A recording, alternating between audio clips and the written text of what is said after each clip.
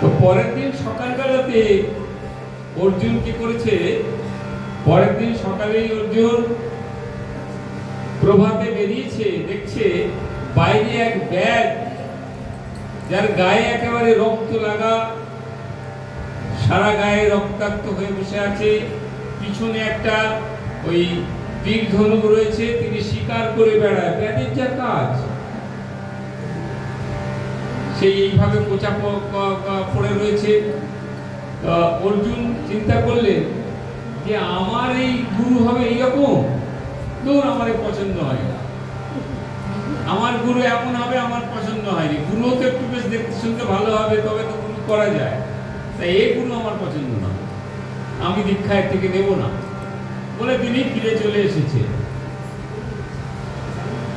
কৃষ্ণের সঙ্গে একটু বেলায় দেখা হয়েছে, কৃষ্ণ জিজ্ঞাসা করছে, সখা দীক্ষা হলো, গুরু দীক্ষা নিয়েছো, মন্ত্র নিয়েছো? অর্জুন বলে, না না, কি করে নেব, সকালবেলা যার সঙ্গে দেখা হলো তাকে আমার গুরু বলে পছন্দই হয়নি, সে এইরকম এইরকম দেখতে। সঙ্গে সঙ্গে সখা বললেন, কৃষ্ণ বললেন, শোনো অর্জুন, তুমি যে পাপ করেছো, তুমি আজকে গুরু দীক্ষা না নিয়ে যে পাপ করেছো, তুমি 7 জন্ম নরকে যাবে। ভগবানের কথা তো। সঙ্গে সঙ্গে অর্জুন কৃষ্ণের পা দুটো জড়িয়ে ধরেছে, ধরে বলছে, সখা একই তুমি আমায় মানে অভিশাপ দিলে? বলে, হ্যাঁ, তুমি 7 জন্ম নরকে যাবে। কেন না, তুমি দীক্ষা নাওনি কেন? অর্জুন আর কোনো দিকে না তাকিয়ে ওই 7 জন্ম নরক যন্ত্রণা ভোগ করতে হবে এই ভয় পেয়ে ছুটেছে সেই ব্যাগকে কোথায় খুঁজে পাবে। শুনেছে যারা এরকম শিকার করে তারা নাকি বাজারে গিয়ে এসব বিক্রি করে। হ্যাঁ গো, অনেক মাংস থাকলে তো বাজারে বিক্রি করতে হবে। বাজারে গিয়ে দেখছে সত্যি সত্যি ওই ব্যাগ একটা জায়গার মধ্যে ওই পাখি যা যা কিছু শিকার করেছে সেগুলো নিয়ে বসে আছে বিক্রি করবে বলে। অর্জুন সঙ্গে সঙ্গে গিয়ে ওই ব্যাগের পা দুটো জড়িয়ে ধরে হাউ হাউ করে কাঁদছে, আমাকে বাঁচাও, আমাকে বাঁচাও, আমাকে বাঁচাও।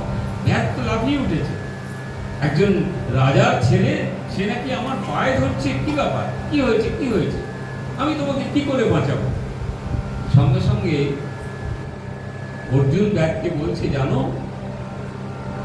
আমি তোমার থেকে দীক্ষা নেইনি বলে আমার গুরুদেব, আমার সখা আমাকে বললো আমি নাকি 7 জন্ম নরকে থাকি, আমি নরক যন্ত্রণা চাই না, তুমি আমাকে দীক্ষা দাও।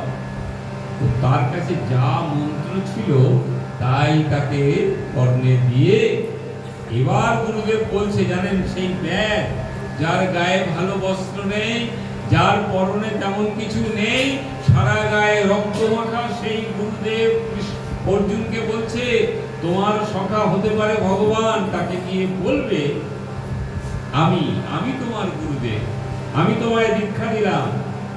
7 জন্ম কেন, তুমি তোমার 7 জন্ম আগে আর 7 জন্ম পরে নরক তো যাবেই না, তারা উত্তম গতি লাভ করবে, যাও গিয়ে বলবে। যখনই বলেছে একেবারে অর্জুন তো গায়ে ঝাড়া দিয়ে বল, বাবা আমি তো মুক্ত হয়ে গেলাম, ছুটতে ছুটতে কৃষ্ণের কাছে গেছে। কৃষ্ণকে গিয়ে বলছে, সখা জানো, জানো তুমি আমাকে অভিশাপ দিয়েছো, বলে কি হবে, আমি সেই অভিশাপ থেকে মুক্তি পেয়েছি। কৃষ্ণ বলছে, কি করে? না, আমি গুরু দীক্ষা নিয়েছি। সঙ্গে সঙ্গে কৃষ্ণ বলছে, আমি তো সেটাই চাই। গুরু রেখে গোবিন্দ ভজে, সেজন নরকে মজে। মনে রাখবেন, গুরুকে আপনি চেনেন না, কিন্তু গোবিন্দকে নিয়ে খুব মাতামাতি করছেন, গোবিন্দ তাকে খুশি হয় না। গুরু রেখে গোবিন্দ ভজে, সেজন নরকে মজে।